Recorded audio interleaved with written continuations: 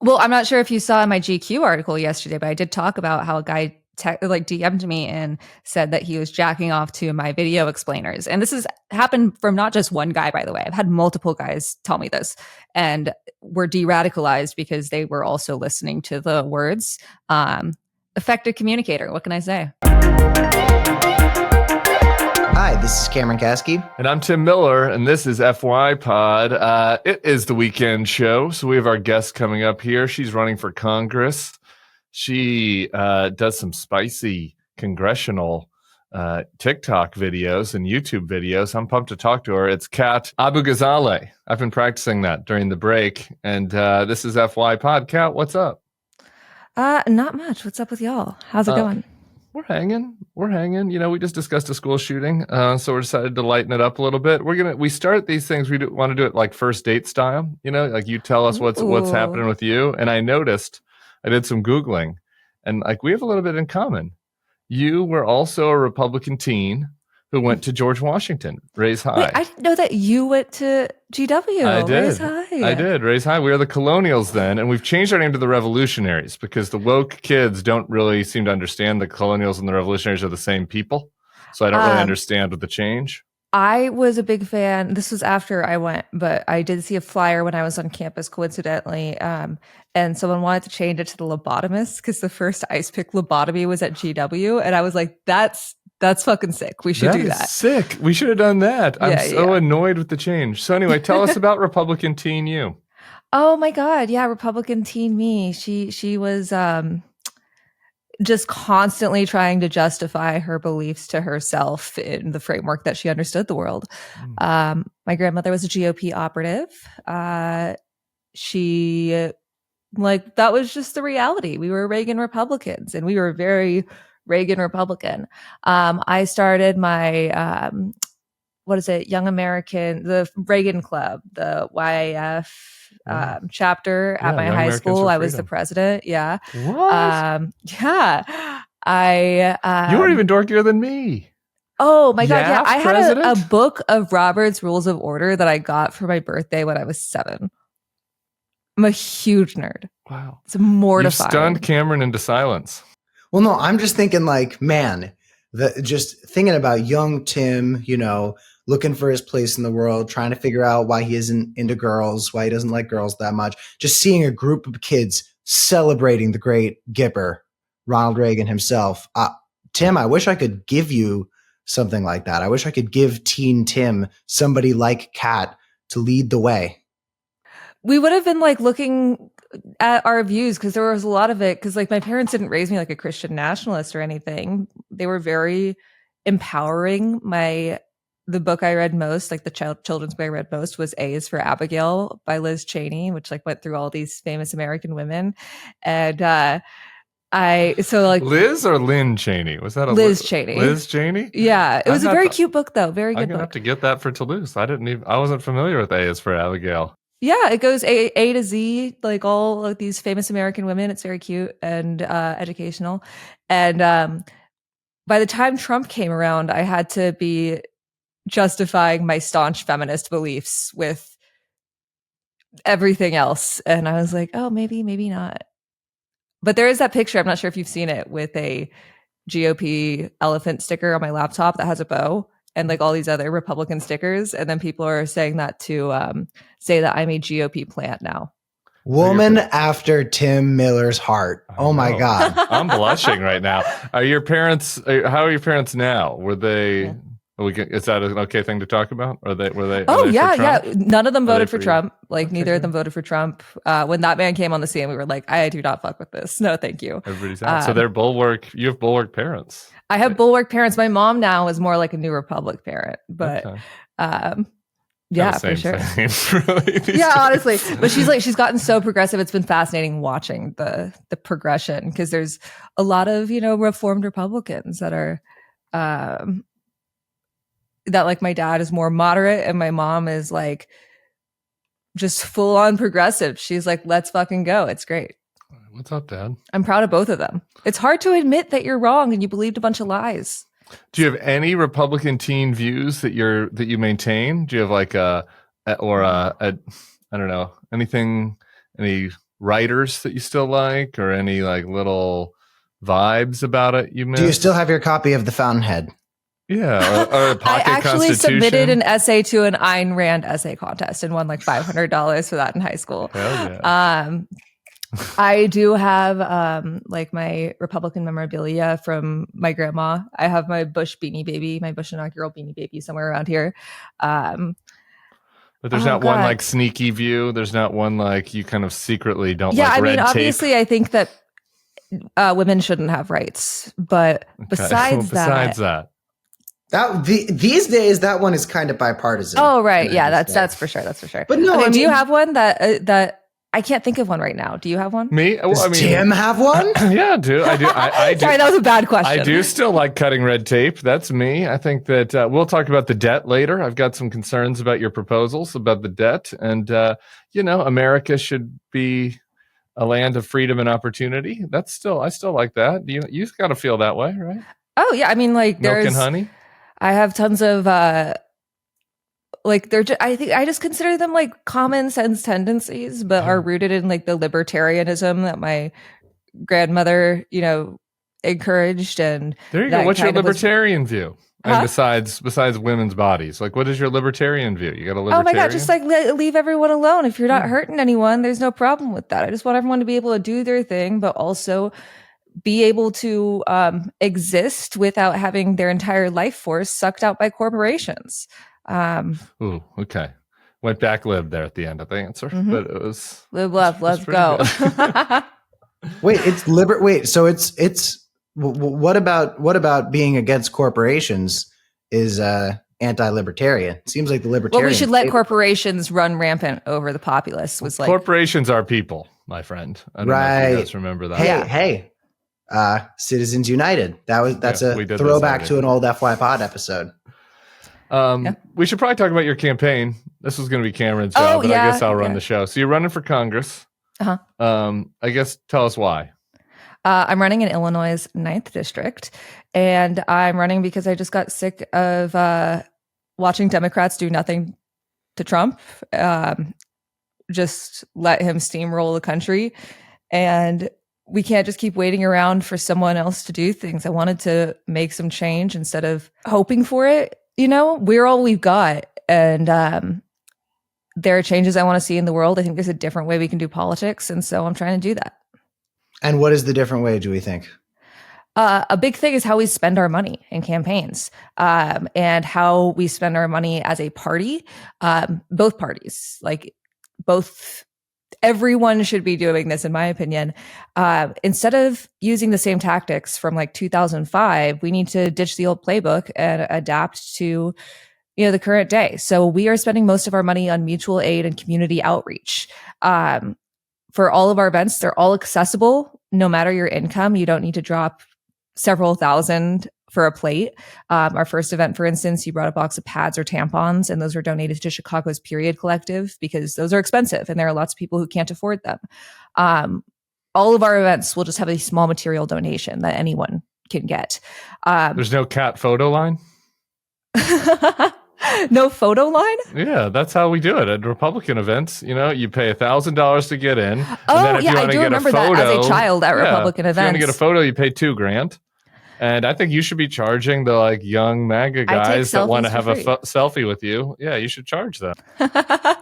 God, maybe in my alternate universe grifter era, but for this one, it's we're just trying to make things as accessible as possible. Trump is creating a lot of gaps in people's material needs, and so we want to be cutting checks to local orgs. Our events are going to be fun and accessible, like I said, but not just things you associate with politics. We want to do concerts this summer, stand-up events. Someone on our Discord was like, host a Mario Kart tournament. And I was like, fuck yeah, we want to get creative with it, weird with it. Stuff you'd want to go to even without a political name attached. One thing I'm really excited about this summer, for instance, is we're doing a high school public service grant. So a bunch of high school students will be able to apply for a check to help them do a community service project this summer. And we can also mobilize our 1,000+ volunteers to help them accomplish that. It just seems like a huge waste to spend so much money on consultants that just do like a hour phone call with you a month and don't deliver anything else, or put all of your eggs in the paid media basket, when what if you could be trying to talk to people instead of constant call time? If we're just constantly fundraising and doing nothing else, it seems like a huge waste for everyone but the people involved in the political machine. So we're hoping by the end of this campaign, win or lose, our money isn't wasted. And we're hoping by the end, everyone in this district or someone they directly know has had their lives improved by our efforts. So speaking of wasting money and wasting it on consultants, you are the dream young person to stand up and fight right now, right? You're spunky. You've got like a Twitch streamer set up. You've got bangs. Like, you are the answer to where are the young people who are standing up and fighting in this new Trump era. And that reminds me a lot of the mission statement of Leaders We Deserve, the PAC run by inspiring young student from Parkland, Florida, David Hogg. And they are spending $20 million to fight the old guard gerontocracy Democrats and fund candidates who are standing up against them. Are you Not getting me, any? You're not getting what? You didn't see that? You're not I'm getting. not sure if this is a rhetorical question. It's a bit. It's okay. half. Thank God. Okay. No. It's half of a bit, because I had heard that, but I didn't believe it, because I was like, wait a second. In the Politico piece, which is fine. I mean, we have. You think I read the Politico piece? Oh yeah, that's totally fair. Yeah, but Canada's Gen Z. He reads the tweet about the Politico piece. He reads the tweet about the Politico piece. I'm also Gen Z. I know. And you I also were read the 18 tweet minutes about the late for the podcast. So I get it. So whatever. Yeah, just by the way, any like slowness I've had is because I took my narcolepsy meds at exactly 8:30 when Sam called me. And so they're now just kicking in. So I am, as my alarm just went off.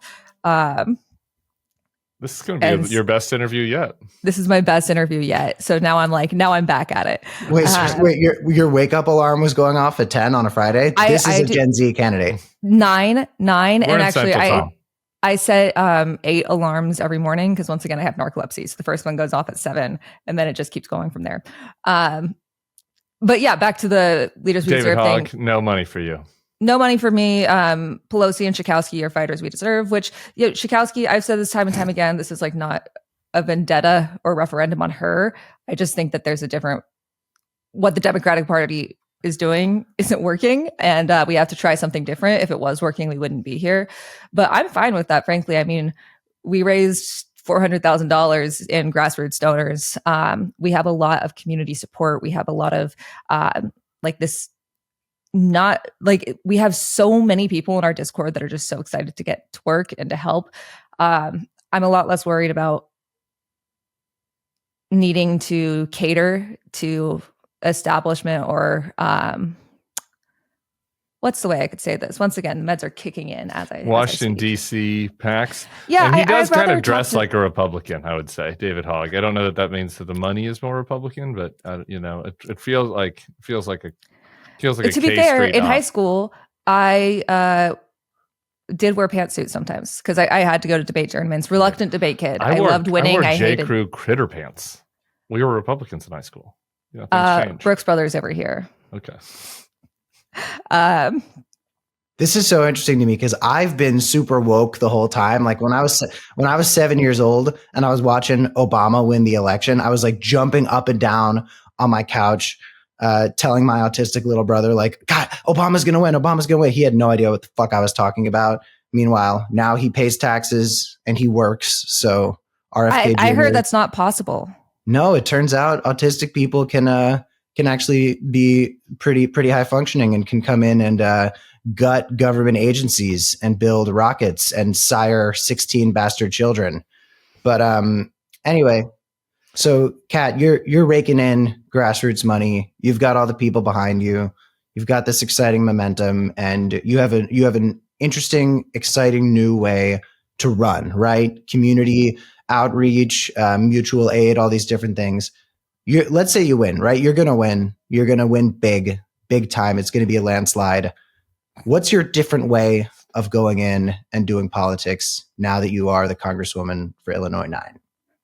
I mean, I am just one person, so we can't just win a majority, but we have to have a majority of that majority to want to actually do things and not be beholden to corporate donors. As for myself, I want to expand constituent services a lot. I want to, we're going to need them even more. And this is a district that really knows what constituent services are and uses them, which is awesome. It's amazing. I was on stream yesterday and someone was like, is this kind of like customer service? And I was like, that's exactly what this should be. And so we want to ensure that any of those gaps that Trump is creating are filled. If you are on the Northwestern campus and you get arrested by ICE, we are going to do everything we can to locate you as soon as possible, hook you up with a lawyer, and get you back home. Additionally, I think that it's crazy that we call and like leave a voicemail into the void when you want to talk to your rep urgently. I know this seems like not important, but I personally think it is. We should be having a chat feature for our congressional offices for constituent services. It's 2025. People under the age of 30 hate talking on the phone. Let's do that. I'm older than 30, unfortunately. Talking on the phone is horrible. Please don't call me. Just have a chat feature. This is not that difficult. I'm sure there are things that you need to do to establish that, but we should have already done this. Every party should have already done this.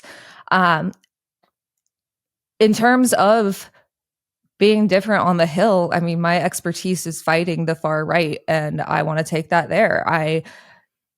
The fact that Democrats have been rolling over, that's exactly what authoritarian regimes love. They thrive when you vote for their CR. They thrive when you censure members of your party for standing up during an address. We should have had Democrats standing arm in arm in front of the Treasury Department as Elon Musk's army of little Nazi virgins marched in there and blocked it and forced them to sick police on Democrats or stand down. You have leverage, you have status, you are an elected member of Congress.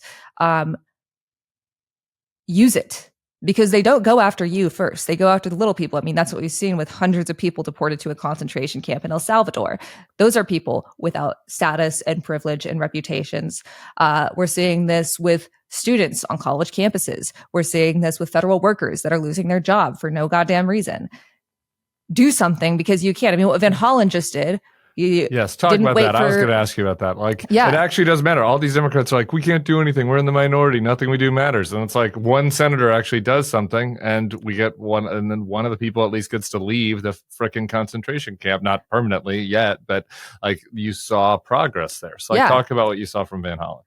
Yeah, Van Hollen is consistently on the right side of issues like this. He is one of the only members of Congress that has consistently been following up on Shireen Abu Akleh's death, and who is a reporter who was killed in the West Bank, I believe, and was an American citizen.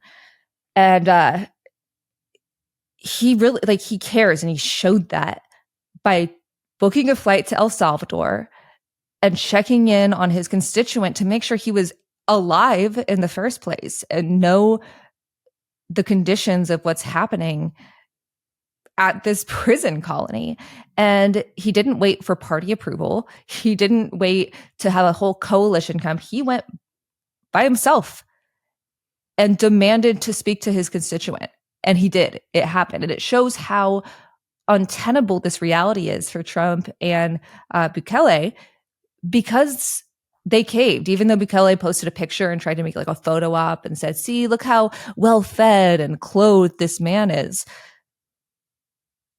If this hadn't happened, we would have no idea where Mr. Garcia is. It takes, once again, you have status, you have reputation. People care about what happens to you.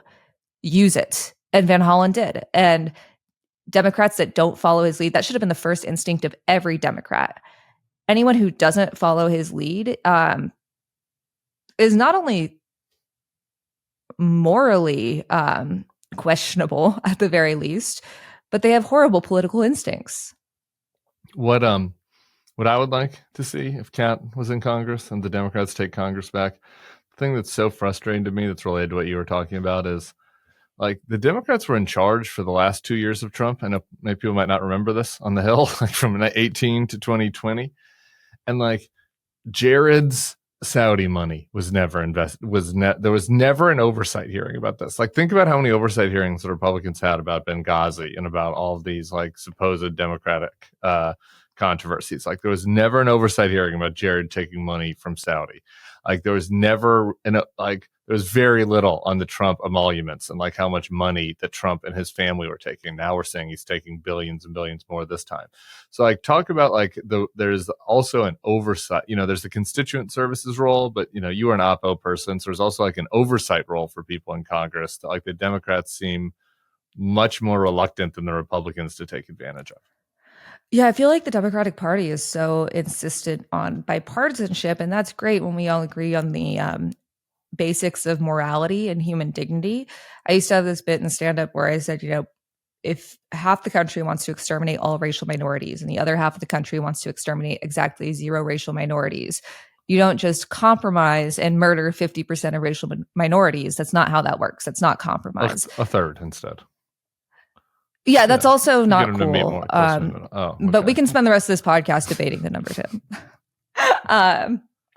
But it's and so that often means that they're unwilling to bring fangs out. I mean, the fact that we're not doing Benghazi-esque hearings about Hegseth's signal chat, I get that we're not in the majority, but this shouldn't have been just like a week of outrage and coverage. That was an actual scandal that showed how our national security is being jeopardized. It's ridiculous. And so, yeah, they should be following up on this stuff. I've had a lot of people ask me, they're like, would you impeach Trump? And there's an opportunity to. Absolutely. This man has shown time and time again that he doesn't have American interests at heart. He's, like I said, steamrolling over the country. But that is more difficult to do than, say, oversight hearings, especially if you have the majority in Congress. If there's an avenue, 100%, let's impeach the guy. But in the meantime, we need to be holding Republicans and our own members of Congress, our own members of the party, accountable for corruption. This is my plan. If I was Democrat leadership, right? If I was Chuck Schumer, Hakeem Jeffries, I'm not a political expert. I only went to 1 semester of college. But here's what I would do. I would say, okay, since we can't follow up on the signal chat, since we can't focus on every week's new disaster where putting pressure on the Trump administration could work if somebody focuses enough, what we're going to do is we're going to section off these issues. We're going to find these senators and these congressmen, and we're going to say, okay, you are going to focus on this. You, and you are going to focus on the signal chat, and you're not going to let up. 3 weeks from now, 4 weeks from now, 5 weeks from now, you're still going to be on the signal chat. You guys are going to be talking about the deportations. If we had some sort of leadership, I feel like they could put certain people on these things and make sure that it doesn't slip away. But what's happening is that, if you're a member of Congress and these disasters keep happening on top of each other, how do you maintain any focus on something that happened 3 weeks ago, where since then there have been 12 different human rights violations that the Trump administration has actively committed? Another question I have for you, Kat, is like, other than whether or not you were alive during Franklin Delano Roosevelt's presidency, you and Schakowsky, I'm trying to think of the big differences here. She was born in 1944, which for those listeners who don't know was a very long time ago. And that's an easy difference to spot. But when it comes to things like tackling the Trump admin and the Signal group chat and the deportations, what about her approach do you think needs to be done differently? Like, how does she stand up to these things? Yeah, I mean, she has a lot of the right votes, and I'm not here to shit on her progressive record. Like I said, this isn't some vendetta, but I do think she is a part of Democratic leadership. And that means holding your fellow leaders accountable. That means publicly parting with them when they have abandoned the American people, which we have seen time and time again from Schumer and Jeffries. This idea that we just go hands off and don't do anything until 2026, and then maybe people will hate Republicans so much that they'll vote for us. That's morally abhorrent because you're depending on people getting hurt, but it's also just bad politics. They will consolidate as much power as they can in the meantime. If you don't take up space, they will assume that that space is theirs to plunder and hoard. So I think holding leaders accountable is a big part. Also, there's this, you mentioned age, and I think it's less about age and more about experiences. The average age of Congress is 58. The average American is 38. Most members of Congress didn't grow up with school shooter drills or, even school shootings as, or even their children. It's difficult to legislate on these things if you're just thinking of them as an idea. They don't worry about out-of-pocket medical costs. They don't worry about putting most of their income towards rent. They probably own their homes, and that's not their fault. But we have a very dynamic and changing world, especially now with technology. We need a Congress that isn't stagnant. I've had AI steal my work. I, like many other disinfo reporters, were kind of the dry run for Elon Musk to what he's doing to the federal government. The lawsuit against Media Matters, and then sicking his followers on myself and my other colleagues who were laid off, and then deposing me months later. This is the same formula that he's following with our federal workforce, many of whom are veterans, which Republicans tout as like their ideal citizen. And it's like, you are not only abandoning them, you're demonizing them. What was it like to be deposed by some like a tiny dicked trillionaire? It was so fucking stupid, man. Can you get further into that? Because I don't really know what happened. Yeah. So the Media Matters case, my colleague Eric Hananoki published this piece talking about how there were ads on Twitter for major companies that were next to overtly pro-Holocaust content. And that made a bunch of companies be like, oh, I'm not sure if I want to advertise on here. Personally, if I had a product, I would not want it next to things praising Hitler. But that is just me, and I am a woke Antifa liberal, or whatever we're calling me today. Elon Musk melted down, said he'd launch a thermonuclear lawsuit, sued Media Matters, and multiple countries got Ken Paxton involved, the Missouri AG, and the costs of discovery just were so expensive, and they had to let go of 12 of us. I could get a job easier, so I was like, if you're going to lay someone off on my team, make me one of them. And then the next day, Musk posted about how like karma is real about me specifically. Libs of TikTok, all of these right-wing figures harassed us, and I'm fine with it. But for my other colleagues, it's like, what are you doing, man? So then I've had health insurance since then, but I've been working with Mother Jones and Sateo News. And then in September, I got a subpoena to be deposed here in Chicago. The thing is, I didn't write at Media Matters. I talked to Eric maybe twice in my life, nothing about this work. I worked at night. Like, I'm completely unrelated to this case. And I think their thought process was, she has a big platform, so maybe we can get something there. And she's probably some blonde bimbo, so maybe it'll be an easy deposition. And they were wrong. So they did a video deposition here in Chicago, which costs so much money. I don't know the exact number, but apparently video depositions are so much more expensive than just regular depositions. I learned a lot about depositions and subpoenas last year. I can't get into the specifics of it, but I can tell you it was very, very stupid. And I don't know why I was there, and a complete waste of time for everyone involved. So maybe the blonde bimbo is on the other side of the deposition. I don't, I mean, look, I don't want to overstate the importance about being able to fight the aspiring authoritarians online, but it's not nothing. Like they certainly MAGA has leveraged online successfully to win over particularly young men, but also to win over old people who get confused by what they're seeing on the internet. And going again back to your opponent, Jan Schakowsky, who I don't know one way or the other. I just, in total candor, and before you announced the campaign, I did not realize she was still in Congress. Thought she was like one of the 2000s Congress people. But I pulled up her Twitter account here, And this is the description. Twitter account for Schakowsky for Congress. Staff managed.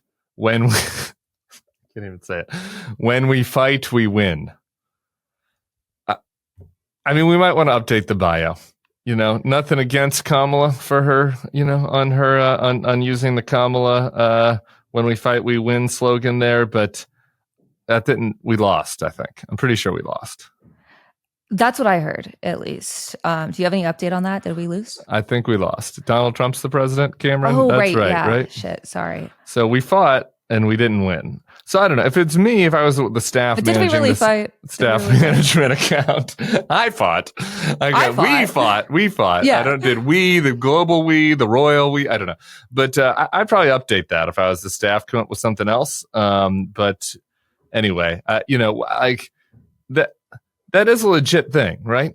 Like the gap between the types of representation that you would offer in that.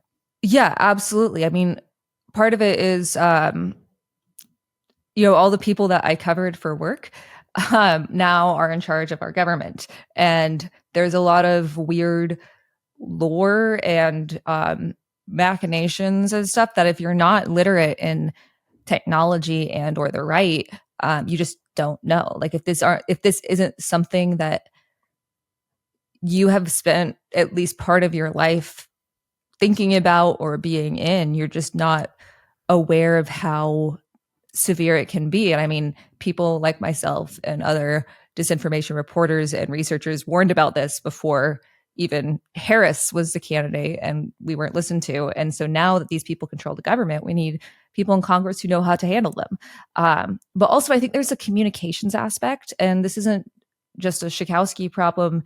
I've seen a lot of reps complain that, they're doing things, but their constituents don't hear it. And it feels like their efforts are in vain. And look, that's not voters' fault if they don't know what you're doing. It's not voters' fault if you don't reach them. Of course, you probably won't reach every single person in your district, but if your communication style isn't working, if it's not something that's updated regularly, that's changing with the times, and once again, this is not about Schakowsky in particular, just across the political spectrum, not just Democrats even, that's not your constituents' fault, and you either need to change your communication style or hire someone who can. Because it's just necessary nowadays. Online, social media is not optional. And even though my campaign is focused, on the ground, I think people assume it's just a social media campaign. That doesn't mean I'm abandoning social media and online presence, because once again, we live in like two different spheres now, and neither are optional.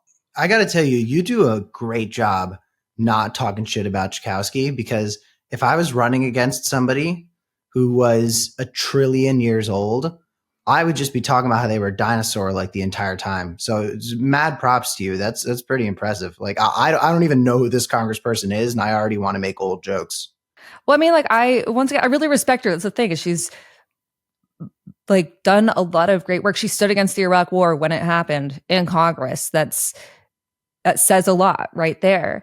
Where was she on the Vietnam War? But also I'm the only candidate announced in this race. I don't know if she's going to run again. I do think that that's part of the problem, is we don't know if our elected officials if they're going to run again, especially as they get older. I mean, to be blunt, we have had 2 Democrats die in office in the last 6 weeks and lost 2 major votes in the last week by 1. And this is a major problem. It's a major problem, and it's not any of them. It's not their fault. They died or they got older or ill. That's not their fault, obviously, but it is something to consider. And we should be knowing if our leaders, how long they want to lead. Yeah, this is a major problem. Actually, it's nothing against old folks. We make jokes. I respect my elders. We love people in their 80s, but like there are other things you should be doing. Spending time with your grandkids or other appropriate things to do.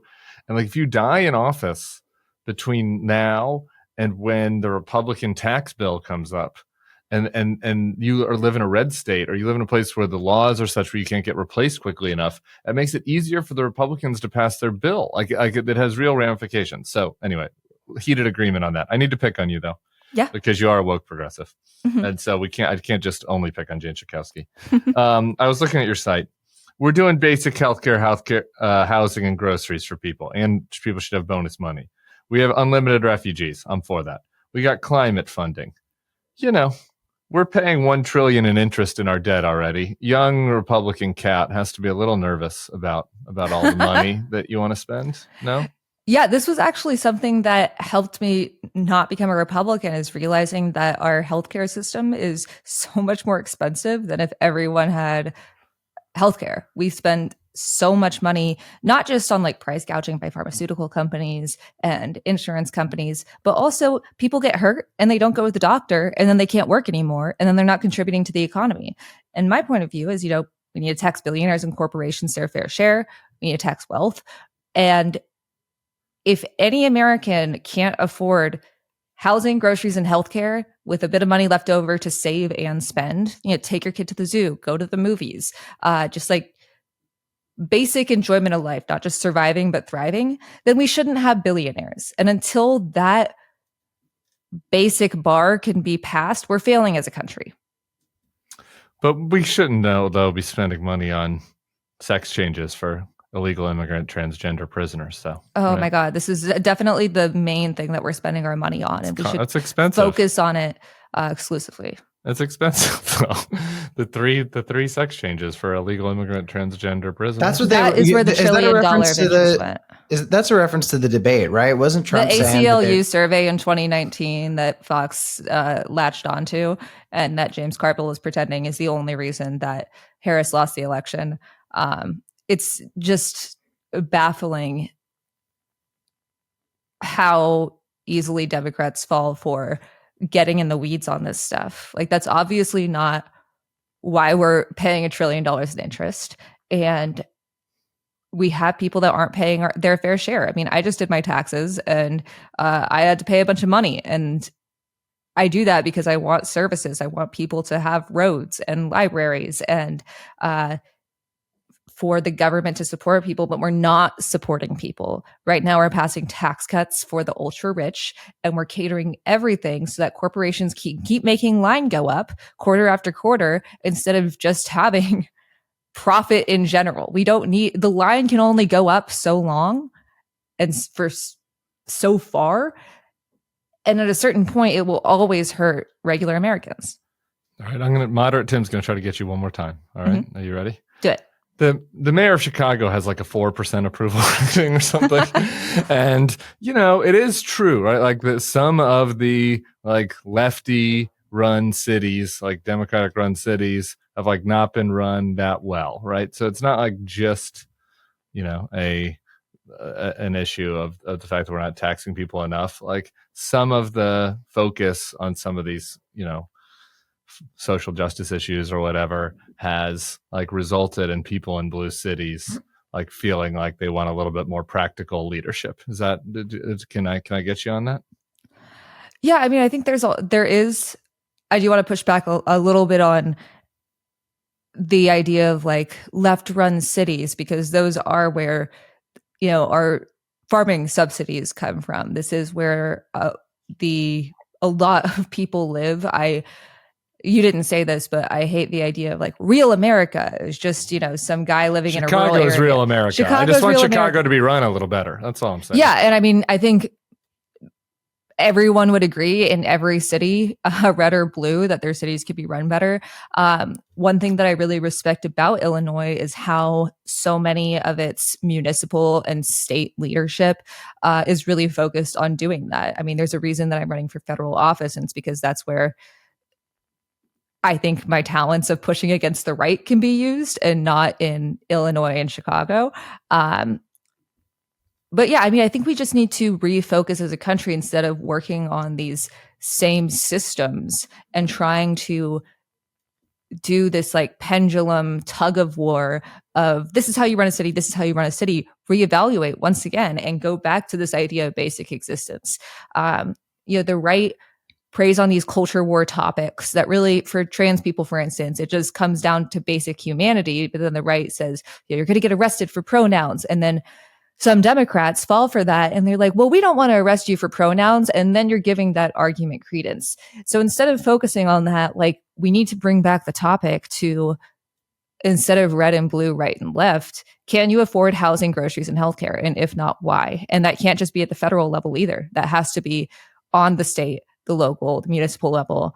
And I think that every mayor, every governor, every state rep, state senator needs to be focused on that. And we're not as a country. And that's the problem. Cam, you have anything else before we get to the Boomer Mailbag? Boomer Mailbag is so good today. Oh, hell yeah. Boomer Mailbag is so I have good. my own... Your life is kind of Boomer Mailbag now, I guess, right? Like, you got boomers coming up to you at coffee shops and stuff? Yeah, but they're all really nice. Like, people, you'll never believe this, but people are so much more normal in real life than online. I haven't had one negative experience talking to voters, even people that didn't know I was running for Congress. And then, like, you know, at the hands-off protest in Algonquin, which is a red area, I went around and asked people, I was like, why are you out here? What do you care about? And then after a bit, you know, I'm running for Congress, and they were like, oh, cool, tell me more. And people that had old Trump lawn signs that they put like not anymore on there, and they were thrilled about a change. And it was really exciting. And like older people, older white folks in a red area that may or may not have voted for Trump in 1, 2, or 3 of the past elections. Yeah, I've been very, very happy with talking to people of all ages. I'm very inclusive and woke. I guess first of all, I too am very inclusive and woke. Many people say that I am the wokest white man in Gen Z. We'll talk about that once we get some statistics. I have my own Gen Z news that I want to do when we're done with Boomer Mailbag. But before that, I guess the last thing I want to ask you, and this is for our FYPod listeners, but also just on a personal level, I get so fucking annoyed when people act like young people are more qualified to be leaders, or, you know, like we're some sort of good people just because we're young. And, you know, we know a lot of young people. Like, a lot of us fucking suck. And I'm just wondering how you emotionally and personally feel about those folks who see us as young people saying slightly left-wing things and think, and they don't ask any further questions. They're just like, yup, it's a young person. That means they're good. Yeah, I mean, you're 100% right. We're going to see a lot of young people run in 2026. I'm very excited about that. But like, some of them are going to be crypto grifters. Some of them are going to be just in it to raise their personal profile. And then some of them, a lot of them, I think, are going to be in it for the right reasons, even if they might be a little in over their heads, or maybe not. Maybe they'll just come in and know what they're in for. And that's awesome too. But yeah, I keep telling people, I'm like, you should be skeptical of me. I am asking to be your elected representative. I've seen people online that get mad when people ask, like, well, you moved to Illinois pretty recently. And it's like, yeah, you should be asking me that. I think part of the reason we're in this mess is we don't hold our leaders, or not that we don't hold our leaders accountable, but we've been conditioned to expect that, like, people deserve their seats, whether they're a newcomer or an incumbent. And yeah, someone told me yesterday, actually, they were like, you deserve this seat. And I'm like, no one deserves a seat. This is very kind, and I appreciate the sentiment, but I want to earn your vote. And just because I'm 26 doesn't mean I'm better than everyone else. It's everything else about me that makes that true. That's a joke for those. Have you been treated differently since you're a Congress candidate? Do people, like, I don't know, open the door for you? Or I mean, the people that hung up the phone when I was trying to set up the campaign, when they realized there was an incumbent, have started emailing me since we raised $400,000 in grassroots donations to be like, actually, we would love to work with you. But most of all, I mean, like, I'm trying to just, like, my social media team is me, and I'm just posting as I normally would. And so it's kind of nice when people treat me and my posts and in real life behavior like they normally would. Although we did have, on our kickoff event, this was one of the most touching things that's ever happened to me. 2 kids drove in from Indiana, 2 high school kids, to tell me that they wanted to run for office when they got old enough. Aww. And it was so sweet. And I get so emo thinking about it, but that type of being treated differently that rocks. And I hope I can help them when they can do that. And it's worth noting that also there's going to be, like you said, a lot of young people running for office who are criminally underqualified. But being criminally underqualified knows no age. There are This is true. people This is true. of all ages. The Secretary of Defense, Tim.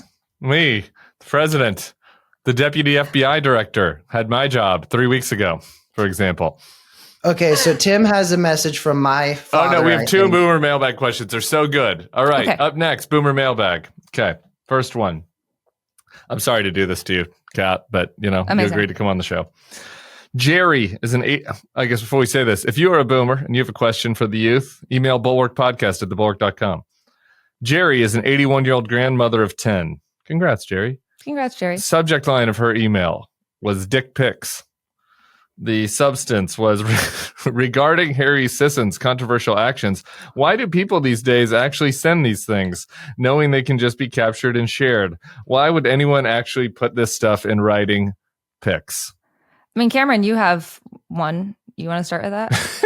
I have a dig. Yeah, sure. So I don't completely understand this one either, just because, you don't want to set expectations, right? Like if you've got something going on down there, you don't want to spoil it and you don't want to make it seem like it is more than it is.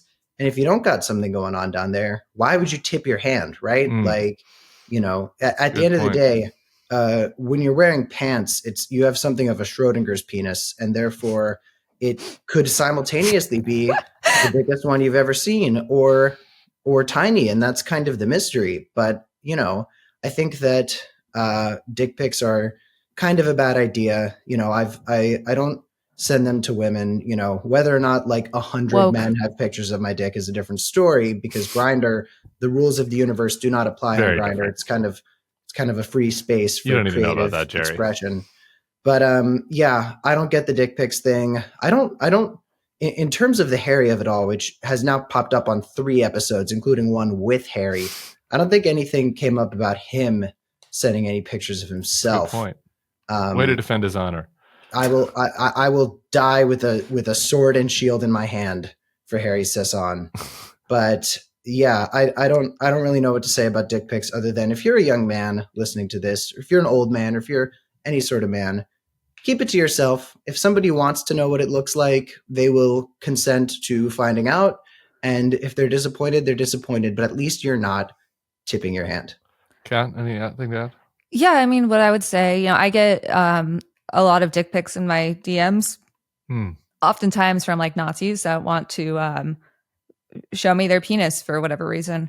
But in terms of people that are sending it in a genuine way. Has it ever worked? Way, Has a Nazi sending you an unsolicited dick pic ever yielded a romance of any kind? Oh, unfortunately not. But that is the idea behind my romance novel that I'm writing. Oh, really? Yeah. Maybe you could win them over. Maybe you could de-radicalize them. Well, I'm not sure if you saw my GQ article yesterday, but I did talk about how a guy DM'd me and said that he was jacking off to my video explainers. And this has happened from not just one guy, by the way. I've had multiple guys tell me this, and were de-radicalized because they were also listening to the words.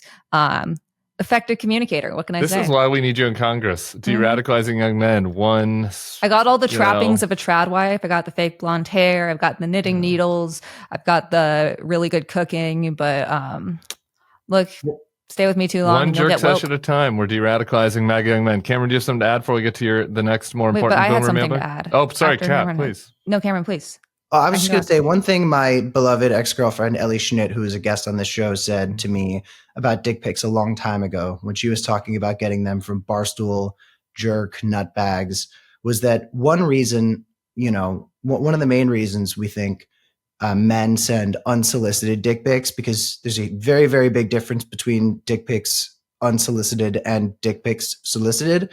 One of the reasons they'll send the unsolicited ones is the lack of consent. It's the lack of consent that gets them excited. They're not sending it because they're so hyped for you to see what they are or are not packing. They're sending it because they like that you didn't ask, and because it's something of a power trip for them to impose that upon you. It's their form of digital aggression and assault. Right. It's like assault isn't about just like unstoppable sexual urges. It's about power. But I would like to say, if you're considering sending a dick pic in good faith, I would encourage you to instead put on like your best fitting pair of sweatpants and a nice graphic tee that you go to bed and take a picture in the mirror. That will always be better received by women. Great advice. God, I love Boomer Mailbag. All right. It's maybe our best Boomer Mailbag question yet. And Kat, just lucky you. You ended up here for this episode. Okay, here it is. Dear Tim, this one's addressed directly to me. My wife and I have been listening to FYPod, and we have a rather urgent parenting question. We were seriously considering having children until we heard your co-host, Cameron Kasky. Now we're having second thoughts. So here's the question. What exactly does one have to do to end up with a child like Cameron Kasky? More importantly, how do we avoid it? If it's a particular sexual position, we'll take it off the table. If it's something like don't conceive during a full moon, we'll get a lunar calendar. We just need guidance. Thanks in advance for your advice. Warmish regards, Jeffrey A. Kasky. Is his email tag at the bottom of it? Can you read the tag that he was at the end of his email? That got cut off of the producer who sent it to me cut off the tag. Okay, Kat, you go first because I have to pull this up. It's from Jeffrey A. Kasky. It seems like I don't know the exact position Cam was conceived in. I would encourage. I don't have any children myself either. Oh God, what's my advice here? I have advice. Yeah. I'll take it from you, Kat. This was directed to me. Jeff, you've done a great job. Okay. The fact that you are able to listen to your child on an entire podcast, talk about like his love life and his political opinions, his grinder dick pics. Yeah. Means that you have like raised you've had a healthy, honest relationship with your child, and that puts you in elite company, because most people have very dishonest relationships with their children, and they want to like have an imaginary view of what their kid is like, and they don't want that imaginary view punctured. And I find that very unhealthy. I practice radical candor in my life. I think that my 7-year-old child will probably not appreciate that at some point in her life, but hopefully someday she'll be a 24-year-old streamer like Cameron Kasky, and she'll appreciate that we had an honest exchange with each other. And so I think you've done a great job, Jeffrey A. Kasky. That is something for which I always credit my parents, is the fact that I tell them everything. Very often I tell them way too much.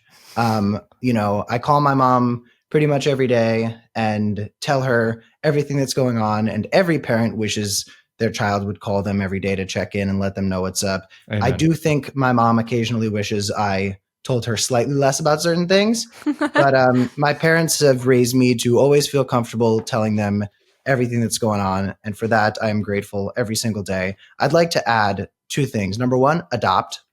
That's a great answer to how to prevent having a child like Cameron Kasky. I have a lot of my father and mother's best and worst qualities. And if you're aware of these things, if you're aware of these things, adopt. My father was an adoption lawyer for a long time. He created a lot of beautiful families. Tim has adopted. It's gone quite well for him. Just do that. Do that, everybody. Second of all, my father on his regular email has a tag at the bottom. Best wishes, Jeffrey A. Kasky, a picture of his signature, and then the quote, "Nobody ever succeeded in doing anything by taking no for an answer." And I just want to say it has taken me so long to unlearn that entitlement with which I was raised. But just for those of you listening, my father's a brilliant man. He's a great man. You actually should very often take no for an answer.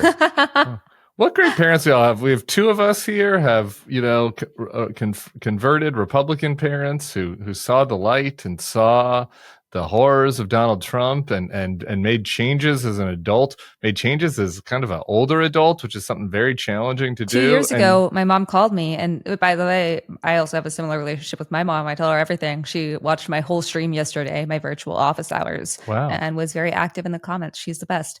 And if she's listening to this, hi, Mom, I love you. But she called me like 2 years ago and was like, look, I can finally admit it.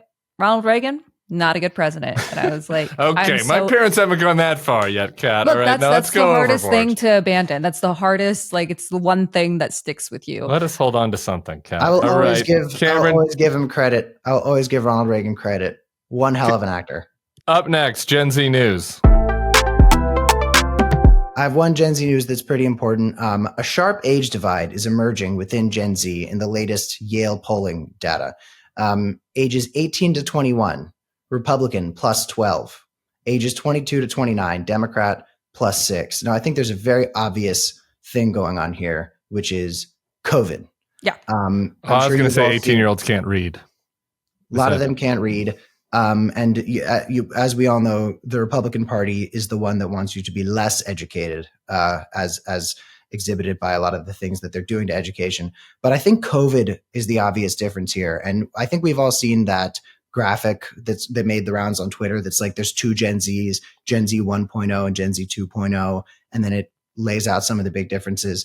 But what I think is going on is young people were locked indoors during COVID and on social media all day. And that's when the algorithms really started pumping all that right-wing content to us. But Kat, as somebody who has professionally observed this type of content, what's your take on that? Yeah, I mean, I think you nailed it. And I can't imagine what it was like to be in high school during COVID or middle school or even elementary school. Like I said about like experiences and lawmakers being able to legislate on those. Like I vowed not to serve more than 5 terms because like there are kids going through shit right now that I have no idea about. And that'll become clearer in like 10 years. But yeah, no, I think you got it right on the money. And a big part is like, there's a reason that the right-wing media ecosystem has to put billions and billions and billions of dollars into creating like this manosphere, anti-woke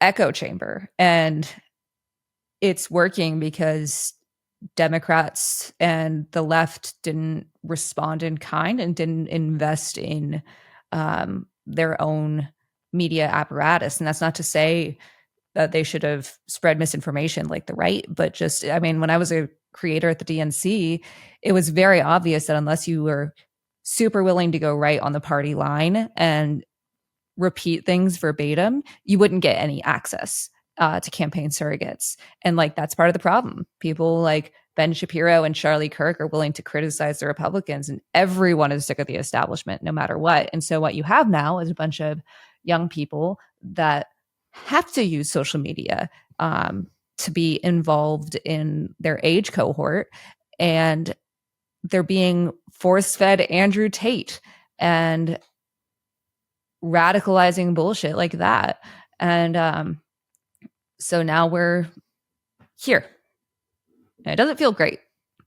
And with that, we say slay. Kat, you have been amazing. Thanks so much for joining us today. Sorry, I was half awake for the first 10 minutes. This is great. Narcolepsy meds, candidate Kat Abughazaleh. Did I get it? You nailed it. Nailed Perfect. it. Everybody else will see you next week. Thanks for having me.